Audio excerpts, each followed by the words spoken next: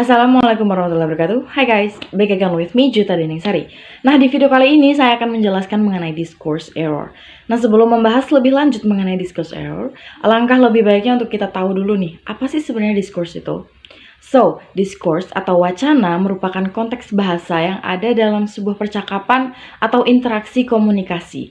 Jadi semua teks dan semua percakapan yang ada di video, koran, majalah, itu disebut dengan discourse. Nah, discourse ini juga termasuk ke dalam suatu bentuk komunikasi baik secara lisan maupun tulisan seperti yang sudah saya katakan sebelumnya ya, majalah, video, dan lain-lain. Gimana? Sekarang udah ngerti kan mengenai pengertian tentang discourse? Nah, kalau udah paham, kita akan mulai masuk ke pengertian dari discourse error. Nah, Carl James sendiri dalam bukunya menjelaskan bahwa discourse error ini dibagi menjadi 3 jenis. Yang pertama ada coherence, lalu ada pragmatic errors, dan yang terakhir adalah receptive error. Nah, sekarang kita akan bahas dulu nih mengenai coherence. Jadi apa sih coherence itu? Coherence atau koherensi menurut ilmu linguistik merupakan kepaduan antar satuan lingual dalam teks atau tuturan. Koherensi juga berarti sebuah hubungan semantis antar kalimat atau antar bagian sebuah wacana yang keberadaannya itu berfungsi untuk menciptakan kepaduan antar bagian dalam teks atau tuturan. Nah, dalam hal ini James membagi coherence ini menjadi beberapa bagian lagi, yaitu ada topical coherence, relational coherence, dan sequential coherence. Yang pertama mengenai koherensi topikal. Koherensi topikal sendiri itu mengacu pada kebutuhan komponen wacana agar relevan dengan topik atau tujuannya secara umum. Nah, jadi kalau sebuah wacana atau discourse ini mengandung proposisi atau gerakan yang tidak relevan, ia akan kehilangan koherensinya. Yang kedua ada relational coherence atau koherensi relasional. Ini mengacu pada persyaratan agar proposisi-proposisi yang membentuk wacana harus terkait satu sama lainnya. Nah, kalau di sini isinya tentang syarat-syarat apa aja sih yang harus dimiliki wacana agar wacana tersebut bisa disebut coherence. Dan yang terakhir itu sequential coherence. Sequential coherence itu mengacu pada perlunya preposisi konstitutif untuk diatur dalam beberapa urutan yang efektif.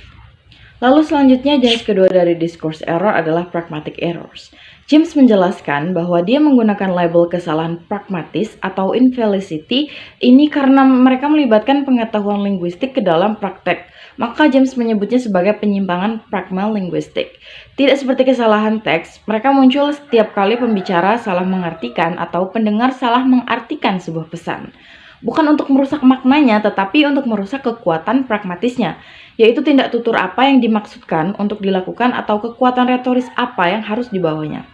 Sebagai contoh, jika ada orang Jerman yang berkata kepada pelayan Inggris kayak "bring me a beer" gitu kan, ucapannya akan dianggap sebagai perintah dan bukan sebagai permintaan, dan ini mungkin akan menyinggung si pelayan tersebut. Jadi maknanya itu tidak berubah, hanya saja interpretasi dari pelayannya saja yang mungkin berbeda. Nah, dalam pragmatic errors ini lagi-lagi James membaginya menjadi beberapa bagian. Ada tabu, size of the imposition, values, dan yang terakhir power and social distance. Yang pertama akan kita bahas adalah tabus. Tabus atau yang sering kita sebut sebagai tabu, ini adalah topik yang terlarang di beberapa budaya, tetapi tidak atau untuk tingkat yang berbeda pada orang lain. Jadi misal nih di beberapa negara di luar negeri itu kayak bahas mengenai seks atau LGBT kan nggak tabu. Sedangkan di Indo sendiri hal tersebut masih sangat tabu untuk dibicarakan. Nah, yang kedua ada size of the imposition. Di sini James menjelaskannya dengan memberikan contoh bahwa 20 tahun yang lalu di Moskow sebatang rokok sangat kecil nilainya. Sampai kita tuh bisa santai aja gitu minta sama orang yang lewat di jalan. Nah, sedangkan di barat sebaliknya, kita harus sopan banget kalau mau minta rokok meskipun cuma sebatang, bahkan dari seorang rekan kerja.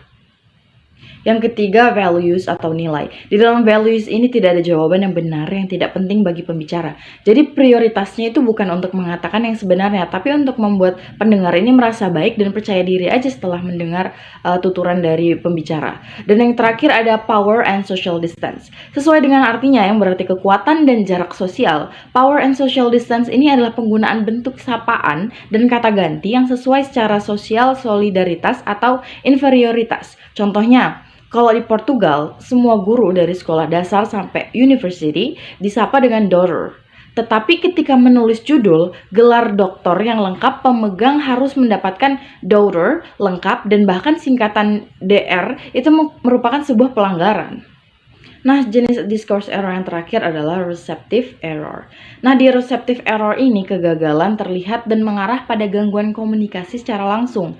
Yang pertama kita sebut misunderstanding atau kesalahpahaman, yang terakhir itu misprocessing atau salah pemrosesan. Nah guys, I think that's all today's video and thanks for watching and see you. Wassalamualaikum warahmatullahi wabarakatuh. Bye.